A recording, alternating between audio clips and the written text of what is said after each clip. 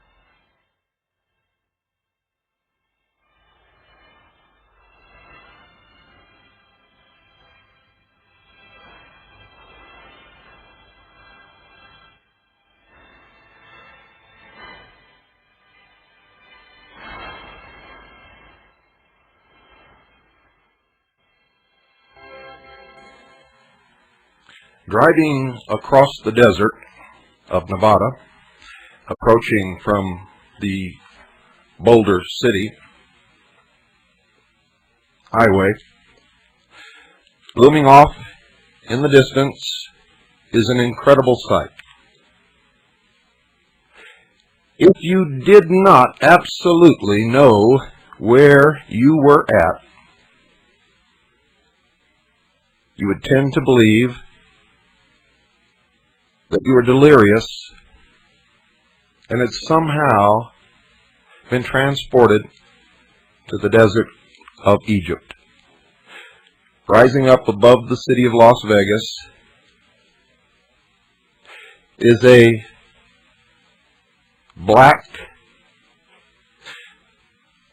reflecting, huge pyramid, easily as big as the Great Pyramid of Cheops in Egypt.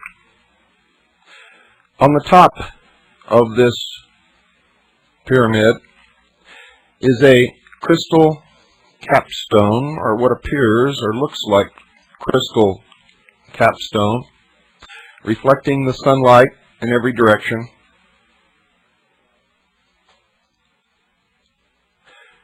If you've ever looked at a polished piece of black obsidian volcanic glass, that might give you some idea of what the surface of this pyramid looks like.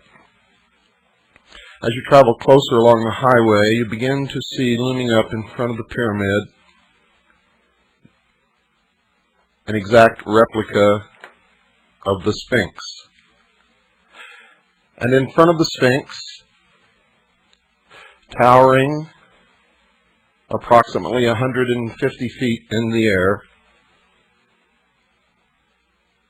the phallus of Osiris, an obelisk.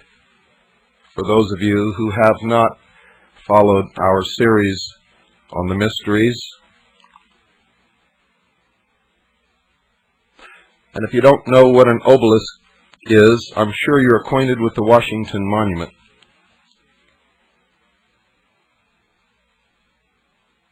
The sight is absolutely awe-inspiring. The sheer size of this structure is overwhelming. It covers an area so large that driving around it, one begins to wonder how in the world this could have ever been built, much less built in the short period of time.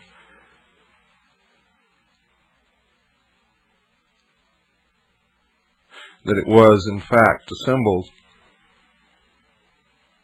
During the time that the Luxor Hotel was under construction, a huge fence surrounded the area. They had armed guards on patrol. No one was allowed to watch the construction or see what was going on, except that part which loomed above the fence. No visitors were allowed to watch the construction, and no press was given access.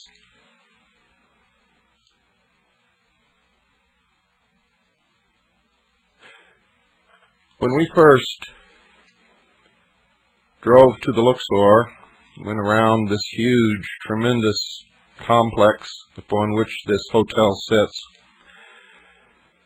and then finally went across the street, parked the car, put our press passes on the front of our garments, got out with our video cameras. I looked directly across the street and was confronted with the head of Tutankhamun, who then promptly winked at me. Everything about this ninth wonder of the world, for it truly is, I can assure you, leaves one with a sense of awe, a sense of disbelief, overwhelming beauty. It is, in fact, beautiful beyond description. What I'm trying to do here is convey to you what I saw, and there are not words enough to do it. Now, if you've listened to our series on Mystery Babylon, you know that the Egyptian pyramids were never tombs. They were not burial places or crypts for the bodies of kings or queens or anyone else. They were temples, great temples of the mystery religion, and they functioned for the purpose of initiation. I can assure you that the Luxor Hotel in Las Vegas is a temple of initiation for the masses, the millions upon millions of people who visit that city each year, probably billions. Not just from America, but primarily from America, but also from around the world. For every single bit of symbolism connected with the mysteries is built into this hotel, beginning with the obelisk, which represents the generative force,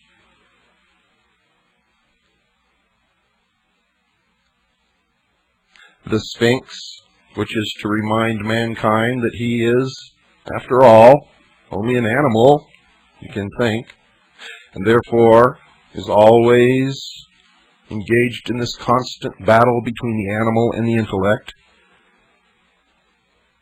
And then the great temple of initiation, the pyramid, this one with capstone intact, crystalline in nature, representing, as the sun reflects and glints off of every faceted side of it, representing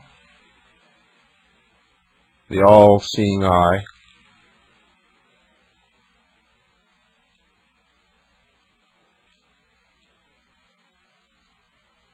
To give you some idea of the size of this structure, inside the building on the ground floor, 9 Boeing 747s would fit comfortably with no crowding and no problem.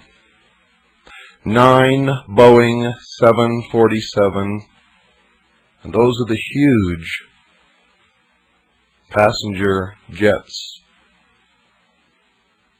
9. Inside the building there is an obelisk which begins at the lowest floor, which is below the ground floor actually. Begins on the lowest floor, comes up through the casino onto the upper deck and points directly at the center apex, the zenith of the pyramid, is another obelisk. It is an incredible sight, ladies and gentlemen. Everywhere you go, there are Egyptian hieroglyphics, scenes of all of the ancient gods. Remember, I told you all the old gods are returning. Boy, are they ever. The whole story of the Osirian cycle is unfolded. The Nile River is there. And in fact, the Nile River circumnavigates the entire lower level. And they have great Egyptian barges upon which people ride around the inside perimeter of this great pyramid. The rooms are all built into the outer walls. There are no rooms inside the walls. They are in the walls of the pyramid, and each floor is on a level that juts out above the floor below it, all the way up. The elevators are inclinators, and they travel up to the different floors. 4 elevators or inclinators, one at each corner of the pyramid.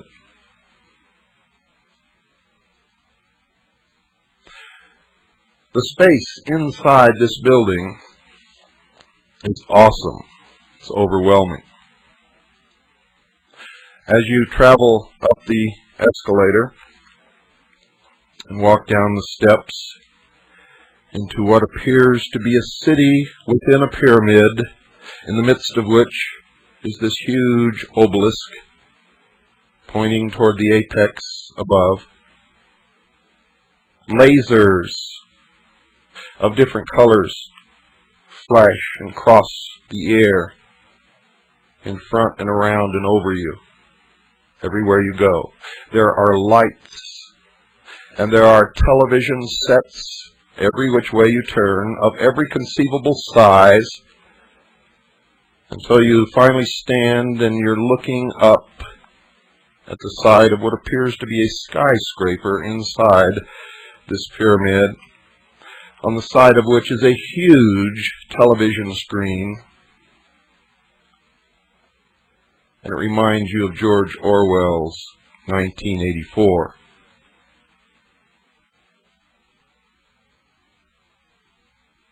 That immediately comes to mind.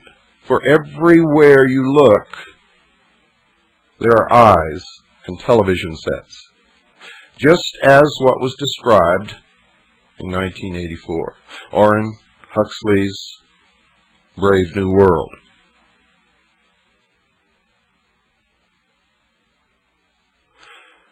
There is no doubt whatsoever that the people who built this resort hotel were not only well versed in the mysteries, but were are experts in the mysteries. They understood everything. There is a 3-chapter episode consisting of 3 different rides or experiences, whatever you want to call it, called The Search for the Obelisk. And everywhere there are screens giving you little previews of these 3 different episodes or chapters. And you need 3 different places to go to experience this over a period of time.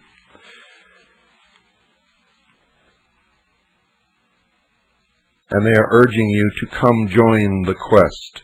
If you read my book and if you paid attention during the mystery series broadcasts of the Hour of the Time, you know that at the heart and soul of all of what's happening in the world is the order of the quest. Benjamin Franklin talked about the order of the quest. He, in all actuality, was a member of the Order of the Quest. He was also a Freemason. He was also the Grand Master of the Lodge of Nine Muses. Thomas Jefferson was a member of this Order of the Quest, as was George Washington, and just about every one of our forefathers. Come join the quest. It's all about the discovery 12,000 feet below the desert of an ancient ruin, of an ancient civilization, where they find levitating craft. Does that sound familiar? Any connection here with UFOs? Any connection with Hitler's belief that the Aryan race represented the survivors of a lost civilization, far advanced beyond what we are now? And that in this ruin, also this rings of the tails of the inner earth, in this ruin they supposedly found a crystal obelisk, which was stolen, by the way, by a Dr. Osiris, who now holds the key to the future of the earth and mankind.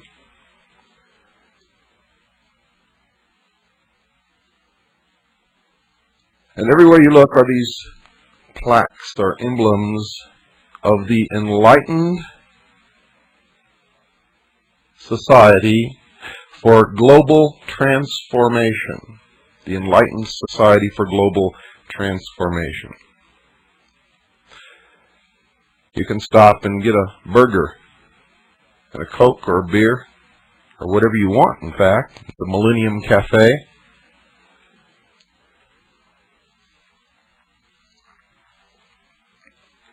I found it at first to be difficult to understand what was going on around me, and to, in fact, keep from bumping into people, because everyone was so preoccupied with looking up or looking behind them that we were all constantly bumping into each other. Men, women, children, didn't matter. Temples, emblems of the snake were everywhere. Now, on that first day, I very wisely retreated to get my wits about me. I took a little bit of information with me.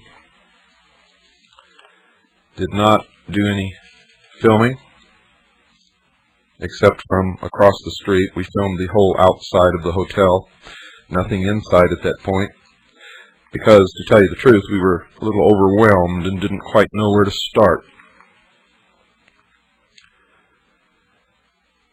I wondered how in the world this had come about.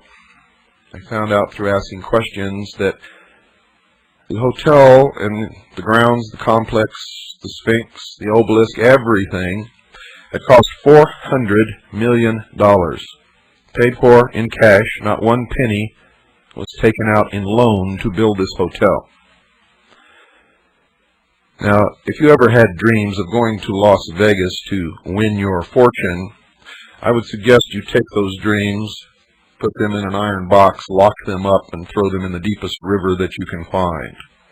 For that $400 million, ladies and gentlemen, represents only the Luxor Hotel, and it came out of the pockets of all of the visitors to Las Vegas who had visited these hotel casinos: the Circus Hotel Casino, the Excalibur Hotel Casino, the Slots Fun Casino and Silver City Casino, the Circus Hotel Casino in Reno, Nevada, the Colorado Bell Hotel Casino in Laughlin, and the Edgewater Hotel Casino in Laughlin. for it is the group that owns this conglomerate of hotels that built the Luxor. And it became no surprise to me to find out that it was Circus Circus, which had also built the Excalibur Hotel. If you listen to our series on the mysteries, you know that the Roman circus was built to take the attention of the people away from the emperor, to give them the games, to quench their thirst for blood and excitement, so that when they went home at night they were exhausted and didn't feel like rebelling.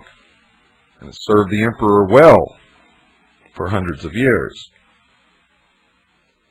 So they built the Circus Circus Hotel in Las Vegas.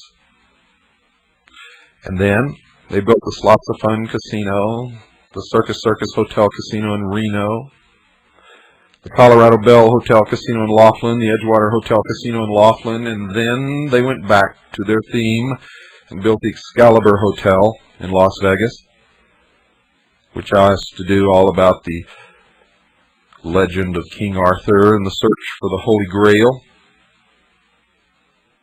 Another quest. The Holy Grail in the mysteries has nothing to do with the cup that Jesus drank out of at the Last Supper. The Holy Grail in the mysteries, in fact, represents the bloodline of the house of David. Those believed by the mysteries to have the divine right to rule. I've said this many, many times before. I will say it again. Whoever rules the world in the New World Order will lay claim to the ancestry of the house of David.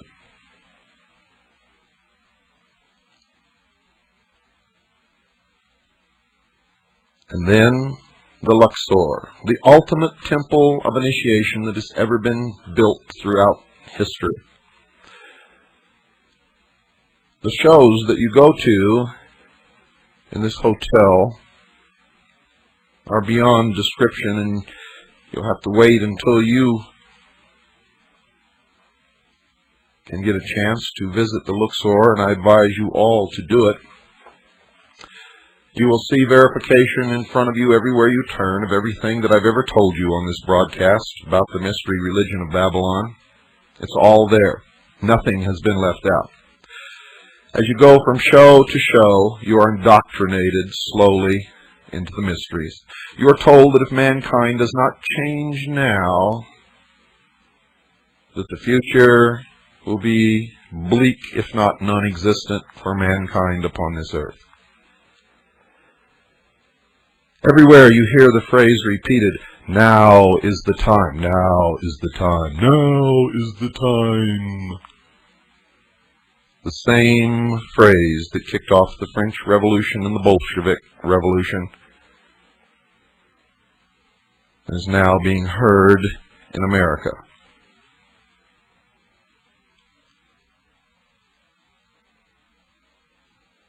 And the great quest, this search for the crystal obelisk in these shows, is really symbolically the search for God, for the obelisk represents the generative force, the force of creation.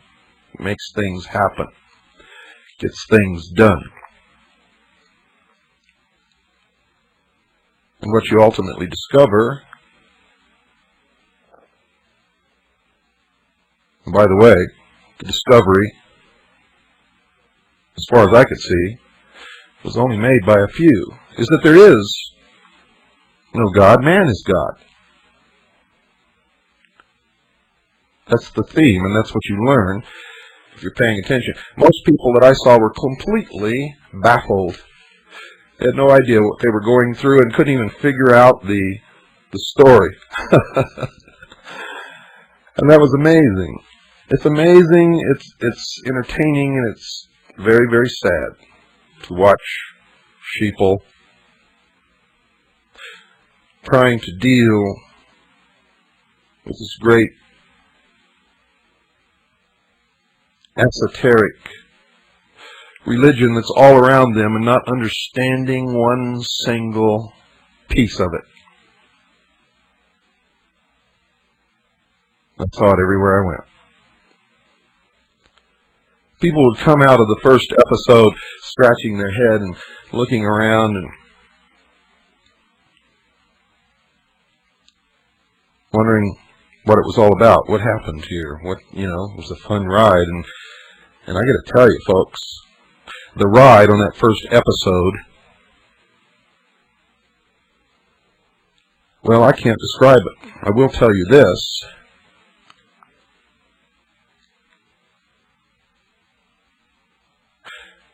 If you've never been on a ride like it in your life, I can guarantee you that.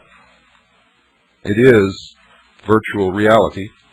And by the way, they have a virtual land there where you can pilot an F-14 Tomcat if you want.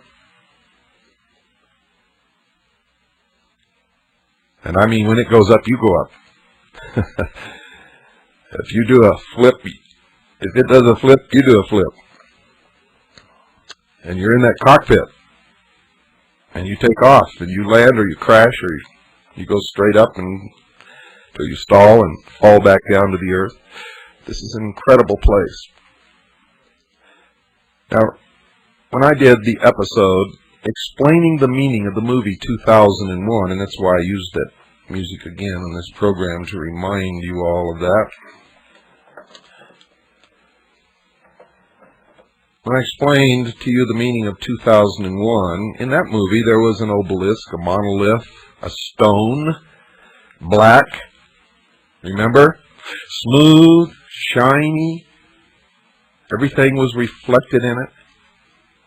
And remember when the astronaut went out to investigate it, he couldn't find an opening, and finally he pulled up a piece of it, looked inside, and there was another universe. Well, I got news for you, folks. That stone makes up, on the inside, a huge monolith.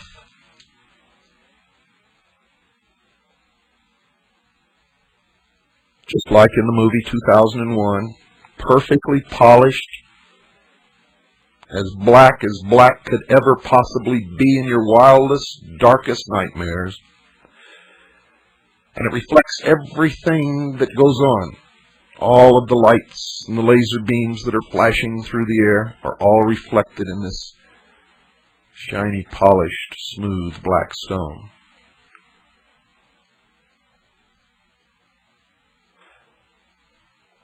It resembles the stone in the meditation room of the United Nations.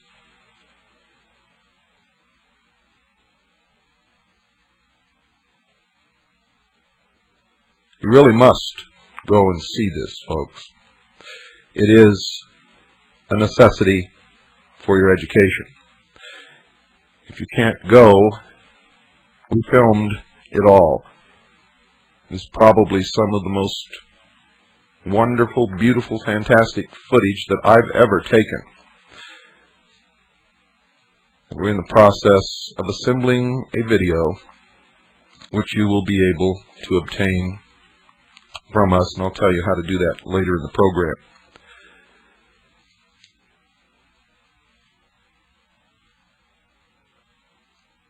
In the meantime, if you'd like to call and make your reservations, the number is 1-800-777-0407. That's 1-800-777-0407. Don't go away.